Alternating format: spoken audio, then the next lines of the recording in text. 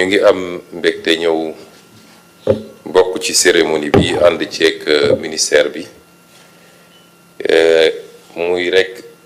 continuité ci li ñu defoon ci mois d'août muy conseil interministériel bu am solo boobu ñu jagle woon ko lépp li nga xam ne day jëm ci yàqanal rawatina yàqanal li nga xam ne mooy énergie te ci biir énergie ñu ràññee ci li nga xam ne mooy courant bi lu am solo la ci ñaari fànn bi ci njëkk mooy bu dee jotaay bi ñu am tey dañ ko jagleel dañuy jëfandikoo ci énergie courant ci biir administration sànq dama laaj ministre bi ne ko 71 milliards yi ñuy wax est-ce que administration centrale dong la wala dañuy jël mboolem administration yi muy administration décentralisée également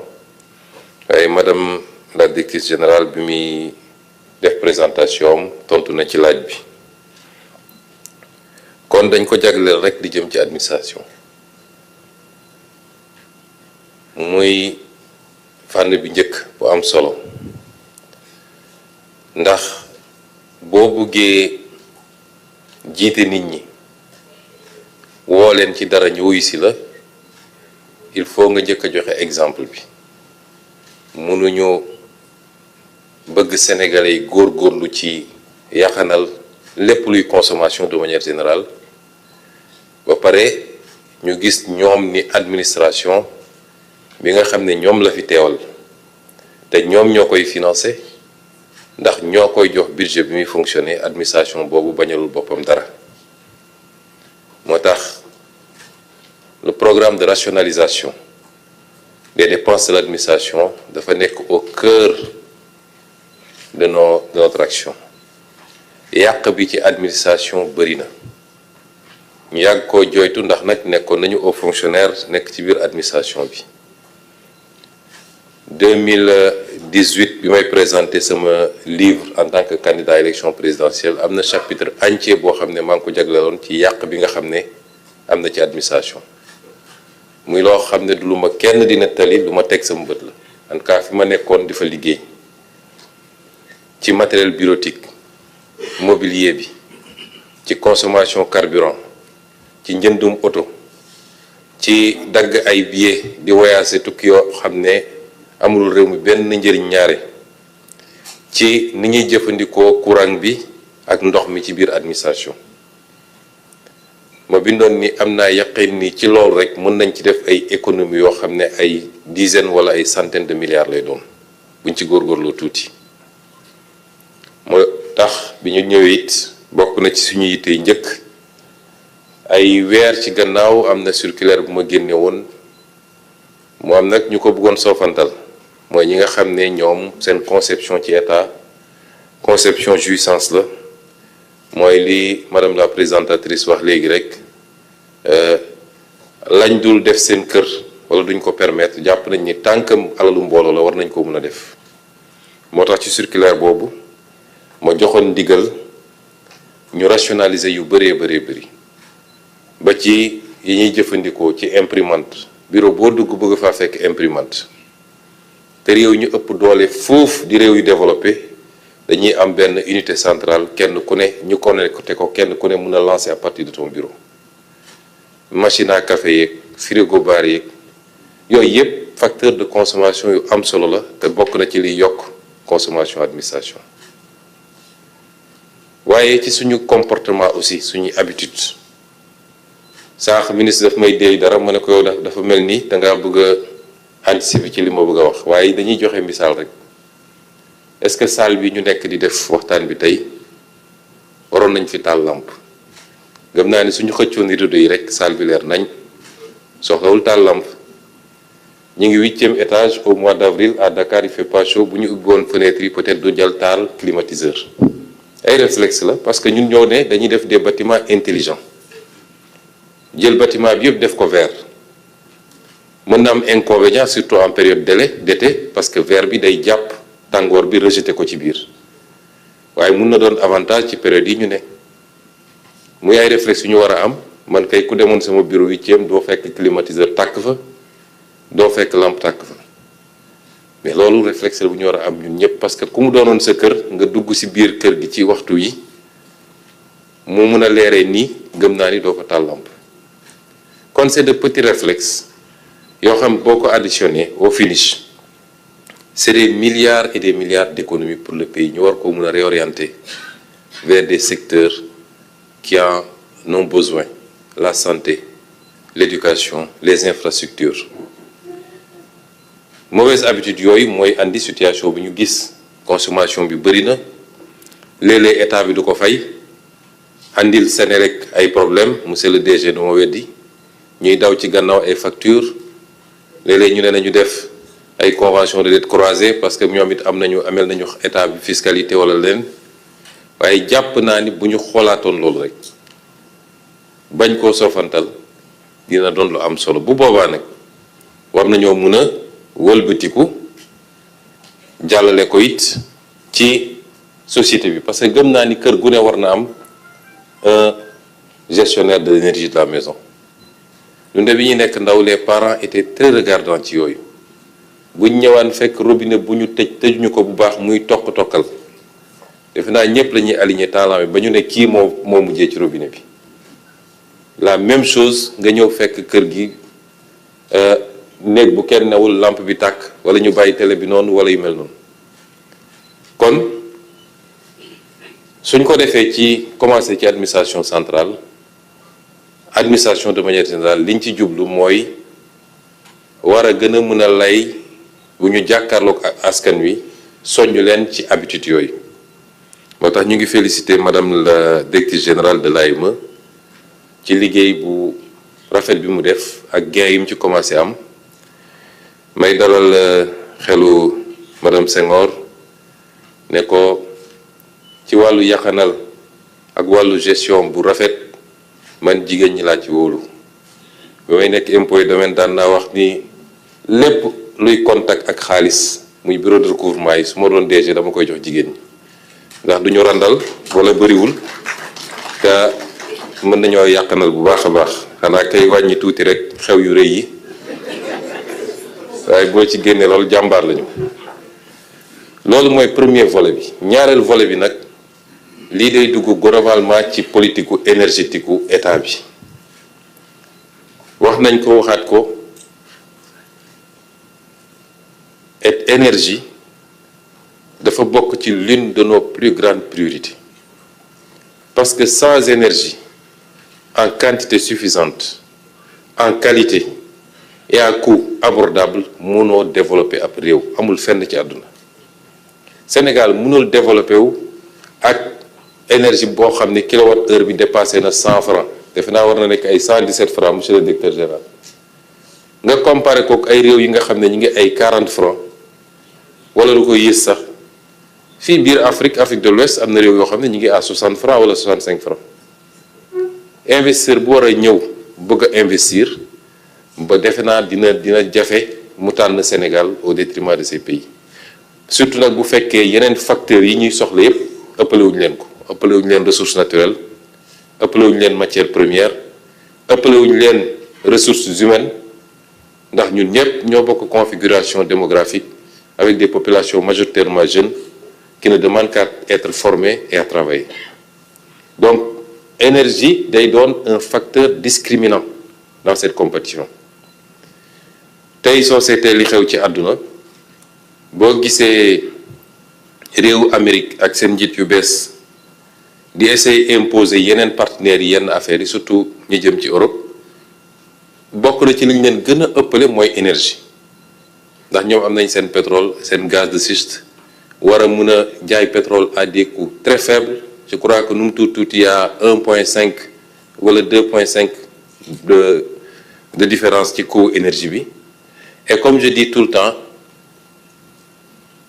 là où se trouve l'énergie se trouve l'industrie, se trouve la production. Les pays d'Asie du Sud-Est l'ont réglé depuis longtemps, moo tax ñu mënoon am les délocalisations massives. kon ñun ñëpp il faut ñu dëppoo xam ni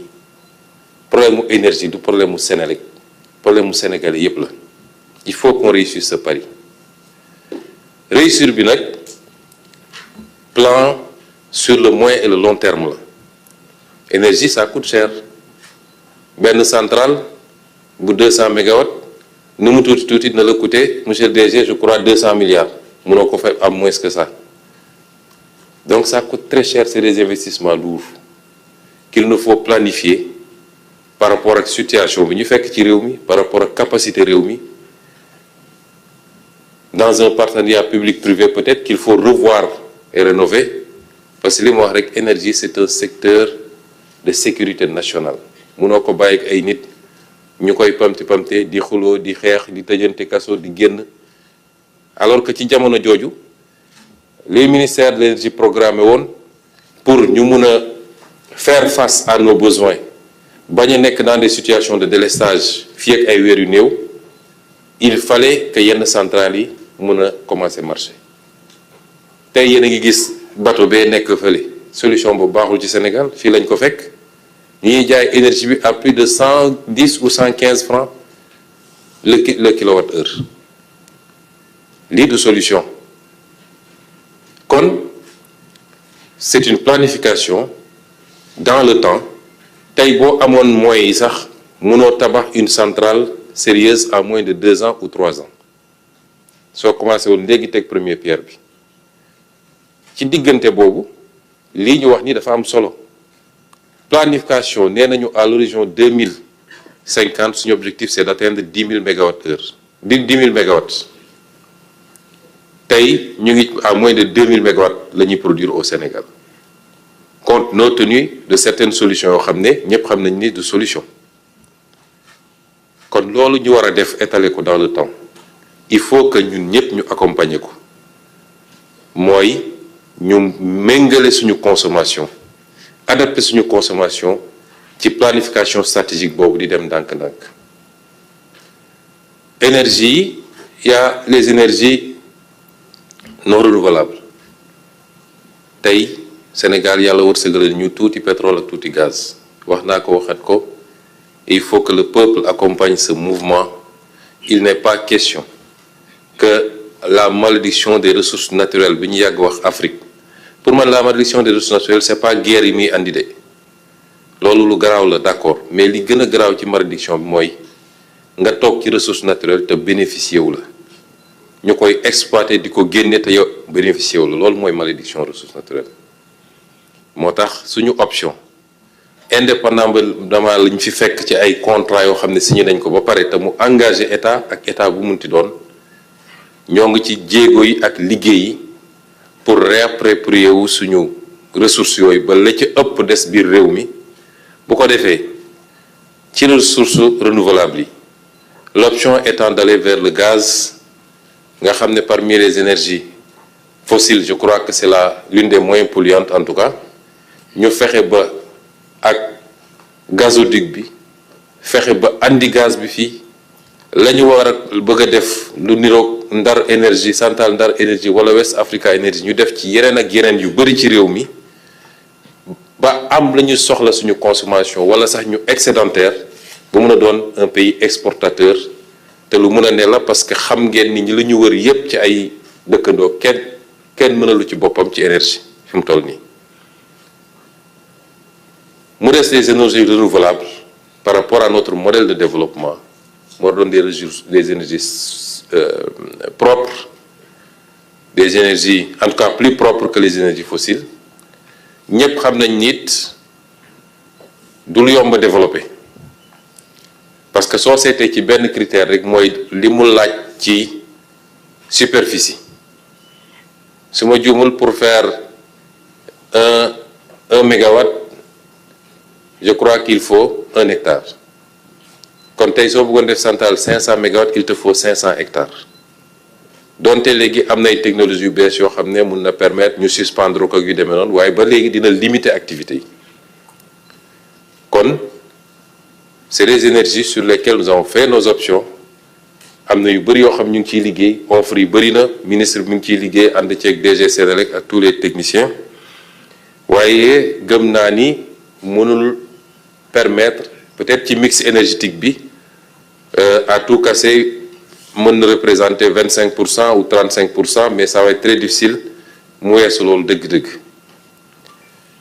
léegi nag planification boobu ñuy def di ci liggéey war ci ànd ak ñëpp fi muy amee solo mooy ñu partager kook askan wi réew balaa muy mun a dox mooy li ëpp ci réew mi parce que ñëpp mënul nekk waaye ñi ëpp ci réew mi bokk gis-gis ci fu ñu bëgg a jëmale réew mi te ñu xam lan la loolu laaj ci doxalin ci comportement kenn ku ne la nga ca war a def nga def ko loolu nag mi ngi doore ci lii ñu wax nii ñuy soññ suñu bopp di soññ gouvernement bi di soññ mboolem seen administration waaye du ñu yem ci soññ dinañ ci veiller particulièrement waaye lu weesu loolu ñuy soññ askan wi yépp nag ñun ñëpp ñu ànd góorgóorlu te xam ni sakkanal dafa bokk ci suñu aada dafa bokk ci suñu diine boo jëlee diine islam dañ la daan noo barile walladina ida anfaqu lam yusrifu wa lam yaqturu wa kaana bayna dhalika qawama ñi nga xam ne bu ñuy dépenser duñu xaababal waaye duñu nay trop dañuy nekk ci digg doomu bi ñu jàngal ñu ni boo amee lu bari xaaj ko ñett lii nga dundee ko lii nga def ci luy jëriñ nit ñi la ca des nga denc parce que ëllëg mat naa sóoraale épargne ku la ne bokk gëpp dëppool ak diine non nañu lekk yépp yàlla baax na ëllëg yàlla waxul kenn loolu boo jëlee diine chrétienne